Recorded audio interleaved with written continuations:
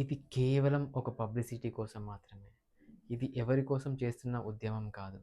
Exactly ఇవే words ఈరోజు public prosecutor Delhi high court న్యాయమూర్తి ముందు చెప్పాడు. జూలై 20న జంతర్ మంతర్ దగ్గర నుంచి పార్లమెంట్ వైపు స్టూడెంట్స్ అందరూ శాంతియుతంగా నిరసన తెలుపుతూ వెళ్లారు. నీట్ పేపర్ లీక్ ఇష్యూపై జస్టిస్ కావాలని.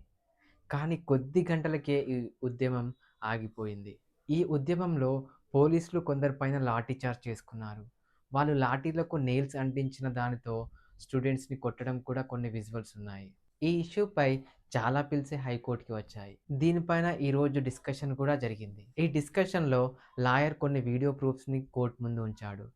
ఆ వీడియోలో చాలా క్లియర్‌గా ఉంది. అందులో ఒక లేడీ పోలీస్ ఆఫీసర్ ఒక మహిళని దారుణంగా కొడుతూ ఉంది. అయితే పబ్లిక్ ప్రాసిక్యూటర్ ఆ వీడియో ప్రూఫ్స్‌ని వ్యతిరేకిస్తూ అవి కేవలం సోషల్ మీడియా ప్రూఫ్స్ మాత్రమే.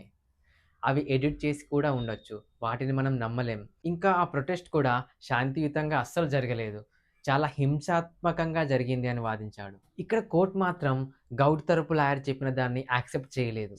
ఇది ఐసోలేటెడ్ ఇన్సిడెంట్ ఏం కాదు. అయినా కూడా విడివిడిగా ఒక్కొక్కరిపై ఎందుకు కేసులు పెట్టారని ప్రశ్నించింది. 4 వారాల లోపల ఈ ఇష్యూపై పూర్తి ఆధారాలు కోర్టుకు సమర్పించాలని హైకోర్టు గవర్నమెంట్‌కి అండ్ పోలీసులకి ఆర్డర్ ఇచ్చింది. ఒకవైపు అకౌంటబిలిటీ డిమాండ్, మరొక వైపు లా అండ్ ఆర్డర్ వాదన. అసలు నిజాలేంటో వచ్చే నెల తెలుస్తుంది. అంటే సెప్టెంబర్‌లో నెక్స్ట్ హియరింగ్‌లో తెలుస్తుంది.